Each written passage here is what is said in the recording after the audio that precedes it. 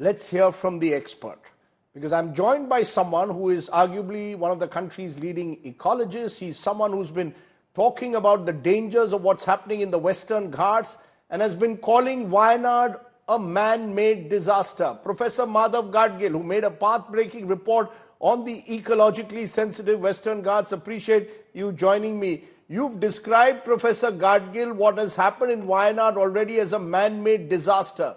Do you really believe that this was a disaster that could have been avoided given the kind of heavy rains and flooding that's taken place in this part of Kerala, what Kerala has gone through to the last few days? Is it really avoidable? At the end of the day, this is nature's revenge. Yes. Now, as far as the rain is concerned, even that in part is because of increasing aerosol load in our atmosphere. It is now well known scientifically that India is the aerosol capital of the world, and rock quarries are particularly responsible for dust, very fine dust, which increases this aerosol load. And as the aerosol load increases, what happens is that the rain, instead of falling in drizzle over say 4 hours, comes down very suddenly as intense rain in bursts of half an hour, 1 hour. So even the intensity of the rainfall could have been moderated had we not been going in for all this quarrying of rocks all over the Western Ghats. May I? Apart from that, of course, yes, to Professor, an extent, Kerala has always been experiencing heavy... Professor, since you mentioned that word quarrying, which you say is one of the biggest dangers to the Western Ghats, it's been illegal quarrying across the Western Ghats. Your report had said in 2011 that you wanted to declare nearly 75% of the Western Ghats as ecologically sensitive, including this part of Kerala and Wayanad where the tragedy took place. Would you agree that it's very difficult to actually implement such a report? There is a battle between people who have to earn their livelihoods and the environment. Are you telling me that this entire belt has to be freed of quarrying, of tourism? Because that's something that the government, both in Kerala and the centre, seem reluctant to do. Is your report feasible? No. This is a complete misinterpretation. See, actually, as per the mandate given to us, this whole area is ecologically sensitive. What we had said that this is not practical and this should not be attempted in a broad-brushed fashion. That therefore the Western Ghat areas should be divided into 3 zones. One is ecologically highly sensitive, then of middle sensitivity, and thirdly of low sensitivity. And we have asked for particularly stopping of quarrying and mining also in only the highly sensitive areas, not everywhere. So that is a misinterpretation. Now, yes, the Vaithiri area where today this has happened and the Puthumala landslide which happened a few years ago in the similar area are areas with high slopes and very heavy rainfall always, and they are therefore very prone to landslides anyway. Now there have been increasing human interventions. It is a complete mistake to think that these are to increase the ability of people to eke livelihoods. Not at all. The interventions have been, for example, that around the tea estate there are lots of tourist resorts where they are building lakes and so on, which are further increasing the burden on the geological structure. Nobody is really making any question about that these resorts, which are meant for the opulent and the rich section of the society, are creating much employment. Of course, they are doing nothing of the sort. The people who have died, which you will actually see, these are tea estate laborers. If I have been there, I have personally seen these, what happens. They are forced to live in miserable huts, in ravines. All the good land is used for the enjoyment of the tea planters and their friends. They are forced, these people are forced to live in ravines and dealt with very poor wages and conditions essentially akin to slavery. And it is them who have got washed. This time also all the bodies are of these laborers in these huts close to the ravines. So don't talk about livelihoods being a concern. Not at all. It is the money made by the rich that is the concern of the governments.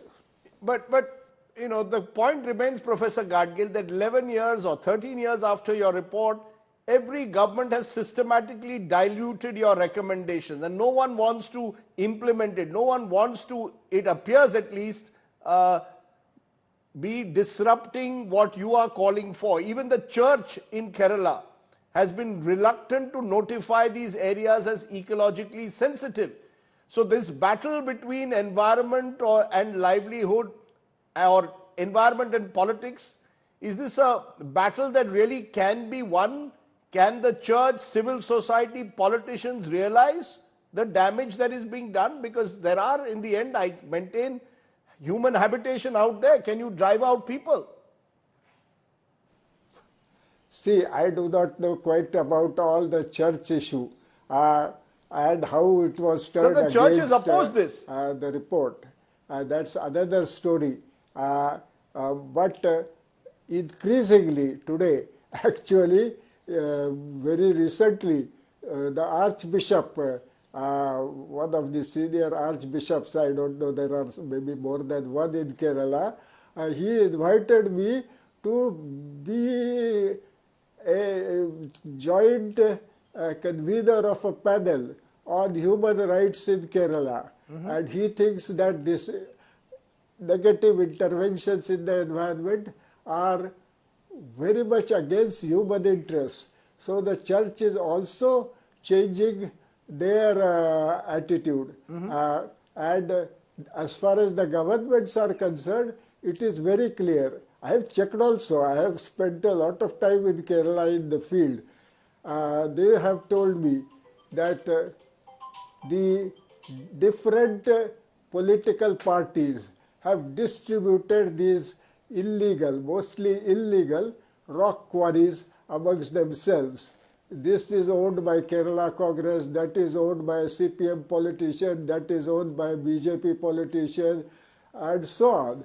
So, Professor Gadgil, it is their interest that these rock quarries make enormous profits. Professor Gadgil, you are making, may I stop you? You are making a very serious allegation. You are claiming that the entire rock quarrying going on in areas like Wayanad is linked to political parties, whether CPM, Congress, even the BJP, that land is being parceled out between these politicians.